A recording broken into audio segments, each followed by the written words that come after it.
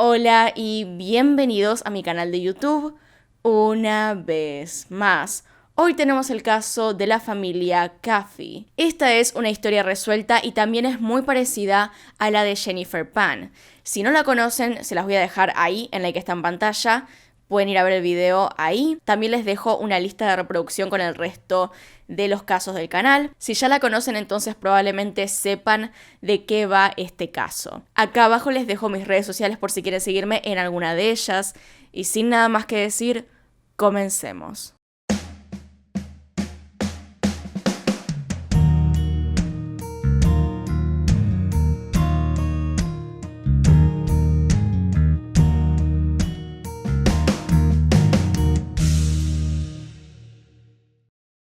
Voy a hacer una pequeña advertencia acá porque el caso se pone bastante feo en un momento. Si quieren saltear eso, va a ser este minuto de acá. Eso. Ellos son Terry y Penny Caffey. Eran los padres de Erin, Matthew y Tyler Caffey. Terry y Penny se conocieron en una reunión bautista en Garland y como fruto de su relación decidieron tener una familia. Ellos eran bastante religiosos, iban a la iglesia todos los fines de semana y también eran muy conocidos en el barrio. Vivían en un lugar pequeño, un lugar en el cual se conocían todos y encima que fueran a la iglesia hacía que fueran amigos de otras familias. Erin había sido diagnosticada con un trastorno de desorden por déficit de atención e hiperactividad. Debido a esto, sus padres empezaron a ser sobreprotectores con ella. Para el 2007, la familia vivía en una cabaña que se encontraba cerca de la iglesia bautista Miracle Faith, en la cual, como les digo, participaban y colaboraban activamente. A los 37 años, Penny trabajaba haciendo delivery y además tocaba el piano en la iglesia. Terry, por su parte, era un predicador laico y trabajaba para una empresa de provisiones para cuestiones de salud. Sus hijos, Matthew y Tyler, tocaban la armónica y la guitarra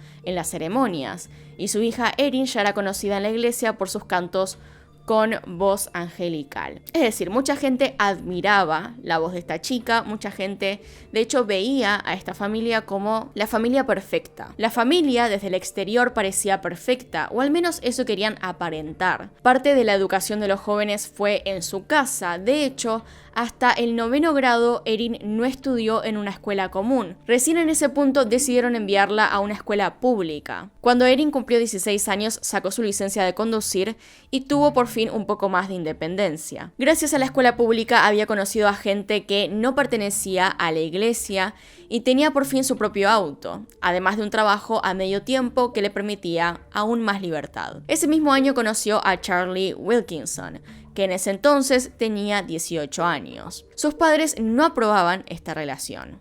Les parecía un chico problemático. Se notaba que ellos querían todo tranquilo en la vida de sus hijos, poder controlar un poco lo que hacían, pero también darles seguridad. Y la verdad es que Charlie Wilkinson no parecía encarnar ese sentimiento de seguridad que necesitaban. Él provenía de una familia muy diferente a ellos y no parecía tener buenos planes para el futuro, a pesar de ya ser mayor de edad. En un punto, los 3 hijos de la familia iban a escuelas públicas, hasta que Erin tuvo que cambiar debido a una conducta poco apropiada para ella según sus padres, que rompía con los estrictos estándares de comportamiento que ellos establecían. Debido a esto, Penny comenzó a darle clases en su casa con una enseñanza basada en la Biblia, queriendo tal vez prevenir más conductas peligrosas. Sus padres pensaron que una educación dedicada e individual ayudaría a Erin con sus problemas de atención. Sin embargo, ya era bastante tarde. Los padres de Erin podían ver que Charlie era bastante posesivo, que no les dejaba tiempo a solas con su hija prácticamente, y parecía que las actividades que acordaban hacer juntos, como ir a la iglesia, eran una excusa para estar todo el tiempo pegado a ella. En lugar de querer conocer a su familia y tal vez a sus otros amigos, solamente quería estar con ella. Con el tiempo, Erin comenzó a dejar de ir a clases. Estaba teniendo relaciones con este hombre que claramente no es extraño en adolescentes, pero había cosas un poco más preocupantes. Podemos discutir de que él ya era mayor de edad y su novia tenía 16 años, pero también está el hecho de que no era religioso, cosa que a los padres les importaba bastante. Además de esto, era agresivo, otra cosa que no les agradaba para nada y que además era muy irrespetuoso. No querían que Erin estuviera con él. La cosa empeoró cuando un día Erin llegó a su casa con un anillo de compromiso en el dedo. Estaban completamente en contra de esto. Quiero dejar en claro además que las edades, particularmente con este grupo, eran importantes, porque las vidas de adultos del grupo que rodeaba a Charlie no eran las típicas de que se iban a la universidad después de graduarse de la secundaria y estudiaban unos años allá para después empezar el resto de problemas que implica ser un adulto. No, estas personas ya habían comenzado a tener esos problemas. El grupo al que me refiero es justamente el que está implicado en este caso. Los amigos de Charlie, los cuales se juntaban todo el tiempo con Erin. Este grupo rondaba los 18 a 20 años. Charles Wade, por ejemplo, era el padre de una niña y a sus 20 años ya se estaba divorciando. Podríamos decir que tenían los mismos modales además que el otro Charlie. Charlie con el tiempo comenzó a sentirse cada vez más cómodo en la casa de los Caffey. Aprovechaba los tiempos libres que tenía Erin en su trabajo en el Sonic para acompañarla a cada momento. Y una vez terminado el turno de Erin, iban juntos todas las noches a la casa de los Caffey. Cenaban y por supuesto que los padres no lo querían tener durante la noche con su hija, así que lo llevaban personalmente a la puerta asegurándose de que se fuera. Aún así, Erin y Charlie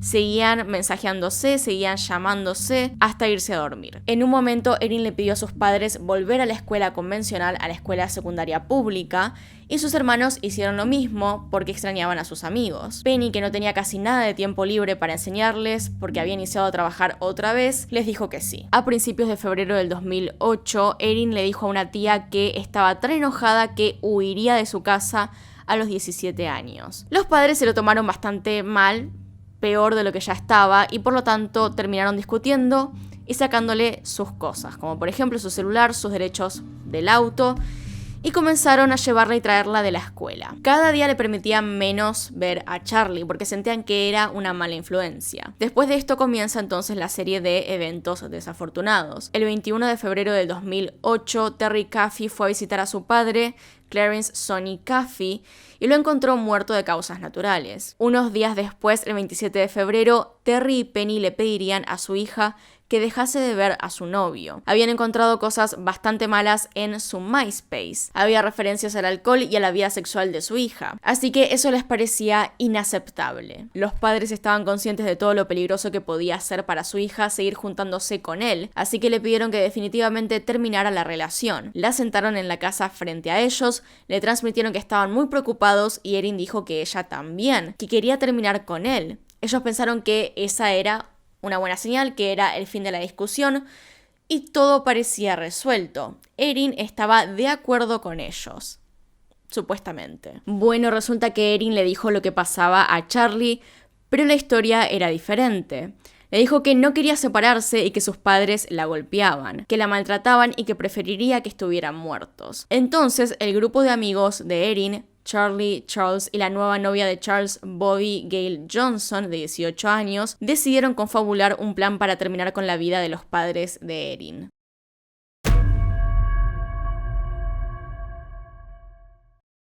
Alrededor de la 1 de la mañana del sábado 1 de marzo del 2008, Wilkinson se detuvo frente a la casa en medio de la noche. Llevaba a dos de sus amigos, Charles Allen Wade, de 20 años, y a Bobby Gale Johnson, de 18. Erin salió corriendo de la casa en pijama para reunirse con ellos. En un principio, este grupo quería ir y cometer el crimen en ese mismo instante, es decir, un rato antes, pero los había detenido o asustado el perro de la familia y el que estuviese ladrándoles. Así que cuando no llegaron a la hora pactada, Erin los empezó a llamar una y otra vez y mandar mensajes para que fueran a la casa. Los convenció para volver a la 1 de la mañana con la promesa de callar al perro e ir a discutir el plan a otra parte. Cuestión que llegan, se van a un cementerio. De entre todos los lugares a los que podrían haber ido, se sientan en el cementerio y comienzan a analizar todo lo que iban a hacer. Claramente ninguno de ellos en ningún momento dijo: tal vez deberíamos hacer otra cosa, eso sería lo más inteligente. Nadie dijo nada. Erin les contó que había dinero en la casa, donde lo guardaban, y les dijo que podrían tomarlo. Lo que convenció a Charles, ya que lo iba a necesitar por el tema de la custodia de su hija y los problemas legales. Porque nadie se iba a enterar que era un asesino y con eso sacarle completamente la custodia.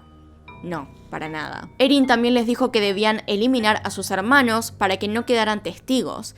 Ellos conocían a Charlie y probablemente lo verían ahí y después lo delatarían. Terry recuerda que alrededor de las 2 de la mañana comenzó a escuchar ruidos extraños que lo despertaron. Se encontraba en la cama con su esposa cuando oyó algo muy fuerte y pensó que era uno de sus hijos. Estaba muy equivocado. Entraron a nuestra habitación y abrieron fuego disparándome varias veces. No solo entraron disparando, también entraron con una espada de samurái. Después de que le dispararon a Penny, me dispararon 3 veces más en la espalda y una vez en la parte posterior de la pierna. Me disparó 11 veces, no podía sentir el lado derecho de mi cuerpo y nada salía de mi boca. Sentí que me habían disparado en la cara.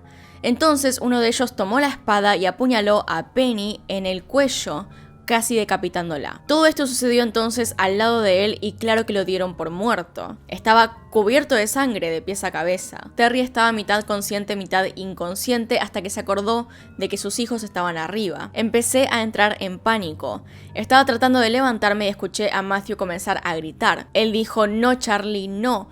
¿Por qué estás haciendo esto?". Cuando escuché su nombre mencionado por Matthew, supe quién estaba en mi casa y por qué estaba allí. Entonces oí el tiroteo. Traté de levantarme de nuevo, pero la sangre se precipitó en mi cabeza y me desplomé. A Matthew le dispararon en ese momento en las escaleras y los homicidas fueron por Tyler, que se encontraba escondido en un armario, asesinándolo a puñaladas.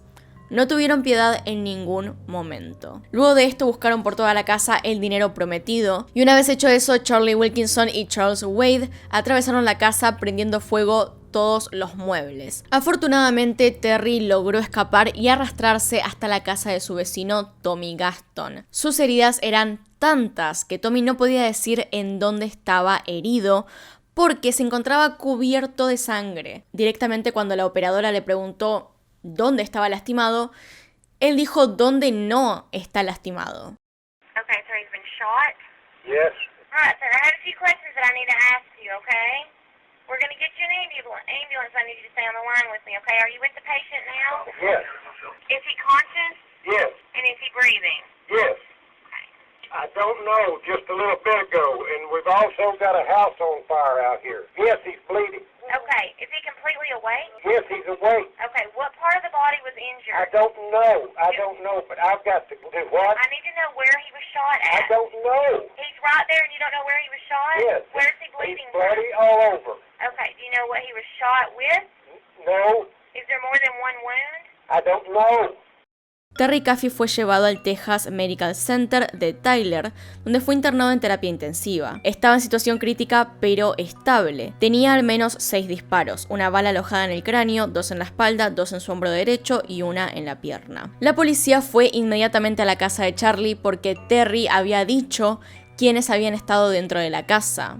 Recuerdan que su hijo estaba gritando que Charlie estaba ahí. Fueron entonces a la casa de Charlie, revisaron el lugar y lo arrestaron, junto con sus amigos. 3 horas después del asesinato, las autoridades habían detenido a Charlie Wilkinson, a Charles Wade y a Johnson bajo custodia. Dentro de la casa o remolque en el que vivía Charlie, encontraron además una remera con sangre, la cual obviamente se llevaron como evidencia. Erin Caffey, por su parte, fue hallada escondida dentro de un remolque que pertenecía al hermano mayor de Charles Wade. El detective Fisher estaba levantando un edredón beige cuando de repente ve un poco de pelo rubio, un poco desteñido, y decide tomarlo para ver que de ese pelo salía una cabeza. Resulta que ella estaba escondida debajo de ese lugar, a lo que inmediatamente ella actuó completamente inocente. Comenzó a preguntar dónde estaba y a hablar de un incendio, por lo cual fue llevada al hospital, porque decía que era una víctima. Al ser entrevistada por la policía se inventó toda una historia. Primero que nada, mintió con respecto a su edad, diciendo que tenía 14 años cuando tenía 16, que se había despertado en una casa llena de humo, que había 2 chicos malos vestidos de negro con espadas, lo cual era cierto, que le ordenaron tirarse al piso y que no sabía cómo había llegado al remolque. Lo curioso es que ni ella ni el pijama que llevaba puesto tenían olor a humo. Por lo tanto, era un poco sospechoso. De todas formas, por unas horas realmente pensaron que era una víctima. Después de todo, había pasado esta conmoción, pensaron que tal vez estaba muy confundida, o sea, su casa se había quemado Apenas quedaba algo para ese momento, su familia estaba muerta, por lo tanto, tal vez su historia podía no tener todo el sentido del mundo. Sin embargo, durante el interrogatorio de la policía a los otros miembros del grupo, Charles Wade reveló que ella, Erin, les había prometido $2.000 para ayudarles en los asesinatos, que ella en realidad lo había planeado. Según la policía, todas las declaraciones dadas por Wilkinson, Wade y Johnson eran las mismas. Todos los hechos coincidían y los tres decían que en realidad la idea había sido de Erin. Claramente no les creían hasta que le hicieron un test de drogas a Erin porque ella había dicho expresamente que la habían drogado. No tenía olor a humo y si esto resultaba no ser cierto, claramente estaba ocultando algo. Le hicieron un test entonces y el resultado volvió como negativo. Así que rápidamente se la llevaron a prisión preventiva con el resto de los cómplices. Los abuelos maternos, los Daly, fueron a ver a Erin para contarle que su padre había sobrevivido al ataque. Mientras estaban con ella, llegó la detective a cargo Sanders con la orden para el arresto de la joven. Según los testigos, la abuela de Erin, Virginia Daly, agarraba la cara de su nieta mientras le preguntaba si había tenido algo que ver con eso. Erin lloraba, jurando que no tenía nada que ver. Pero los resultados del laboratorio ya habían llegado, eran contundentes. Ella había dado negativo para drogas que pudieran causar pérdida de memoria y para la inhalación de humo, lo cual era extremadamente importante. Se había dicho que había estado en la casa cuando estaba incendiándose, así que la trasladaron al centro de detención juvenil en Greenville por el triple asesinato. Además de esto, los involucrados decían que Erin lo había disfrutado, que en realidad no había cometido el crimen, pero sí estaba disfrutando que sus padres murieran. La detective, por supuesto, que le tuvo que decir a Terry lo que había pasado, la realidad del asunto, lo cual lo destruyó absolutamente. Lo peor fue enterarse después de que su hija había pedido una y otra vez esa noche que volvieran para matar a su familia. Estaban los mensajes de texto en los cuales ella pedía, por favor, que fueran a la casa a matarlos. En su momento, Erin le contó al periodista británico Piers Morgan que estaba choqueada, enojada y dolida. Se suponía que él iba a ser el hombre para el resto de mi vida, y él me amaba, refiriéndose a su exnovio, Wilkinson. Durante el tiempo en el cual fue interrogada, cambió su historia. Dijo que había sido obligada o manipulada para cometer el crimen, lo cual era imposible de creer porque estaba rogando que mataran a su familia. Y estaban los mensajes de texto ahí. Ni siquiera los borraron del celular. Lo que pasó a continuación fue enfrentarse a un juicio y Terry tuvo que volver a empezar su vida. Se había quedado sin casa, sin familia, y su hija estaba encerrada por haber cometido ese crimen. Lo extraño es que no piensa que su hija haya sido la responsable. Si bien sabe que fue la que lo planeó, piensa que fue manipulada, que era muy joven y que tenía muy mala compañía. De hecho, cuenta que cuando le dijeron que podía irse a casa, cuando estaba finalmente rehabilitado del hospital, pensó, ¿qué casa? ¿Con quién? ¿Con qué familia? No tenía nada. Terry cayó en un pozo depresivo a punto de quitarse la vida enfrente de su casa, pero algo en ese momento lo detuvo. Él se estaba preguntando por qué le estaba pasando todo eso, por qué había perdido a su familia, por qué él había sobrevivido. Cuando en el suelo, entre los restos de su casa, aparece una hoja con el texto de un libro de uno de sus amigos, una persona a la cual le había pasado algo muy similar a lo que le había ocurrido a Terry. Había perdido a su familia en un accidente de auto. Él estaba aprendiendo a sobrellevar esa pérdida y había escrito en el libro unas palabras que justo cayeron ante Terry. La hoja decía: yo no puedo entender por qué vos tomaste a mi familia y me dejaste para pelear sin ellos. Puede ser que nunca lo entienda totalmente, pero yo sé que sos el soberano, tú tienes el control. Algo que claramente, teniendo en cuenta la fe de Terry y la ocasión en la cual esto apareció justo antes de tomar la decisión de quitarse la vida, hizo que lo pensara un poco más. Tuvo de todas formas un duelo largo con respecto a perdonar a los asesinos de su familia. Él volvió a la iglesia después de ver esto, pero compartía este lugar con las familias de los asesinos. Él realmente no quería perdonarlos, no quería orar por ellos como le decían que tenía que hacer, hasta que finalmente llegó a una tranquilidad con respecto al tema. En lugar de pedir la condena a muerte, lo cual él quiso desde el principio, pidió finalmente perpetua para todos. De esa manera tendrían tiempo de pagar por lo que habían hecho dentro de la cárcel. Es así que en octubre del 2008 Wilkinson y Wade fueron condenados a cadena perpetua sin posibilidad de libertad condicional. 3 meses más tarde, Bobby Johnson y Erin fueron condenadas por homicidio. Johnson fue sentenciada a 2 penas simultáneas de 40 años. Erin, por su parte, fue condenada a 2 cadenas perpetuas y deberá pasar no menos de 40 años en prisión. Puede llegar a salir en libertad condicional a los 59 años, pero eso dependerá de quienes estén a cargo de decidirlo en ese momento. Muchas veces esto se niega y las personas siguen en la cárcel después de eso, así que nada está asegurado. Tal vez se tenga en cuenta de todas formas su edad, pero todavía no lo vamos a saber. Terry sigue visitando a Erin porque realmente cree que fue manipulada, que ella sabía del plan pero que no pudo detenerlo. Erin de hecho jura esto una y otra vez, y él eligió creerle. Terry después de esto decidió comenzar a hablarle a los jóvenes acerca de no juntarse con la gente equivocada y tomar malas decisiones. Decidió que lo que debía hacer de la vida era prevenir este tipo de cosas. Terry Caffey se volvió a casar con una divorciada llamada Sonja Webb y hoy es el padrastro de los 2 hijos de esta mujer. Desde entonces Erin ha hablado con respecto a su familia acerca de cómo no le pegaban, no le hacían pasar hambre, no la torturaban ni nada por el estilo, y de que se arrepiente. Ahora hay gente que decide creerle y gente que no. Pero bueno, díganme qué opinan ustedes con respecto a toda esta historia. ¿Le creen en algo a Erin? ¿Creen que tal vez su edad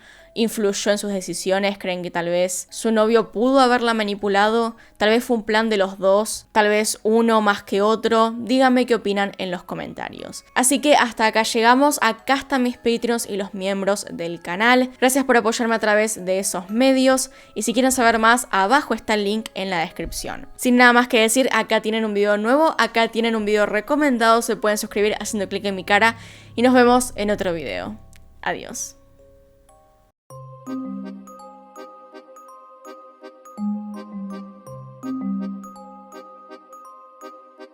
you.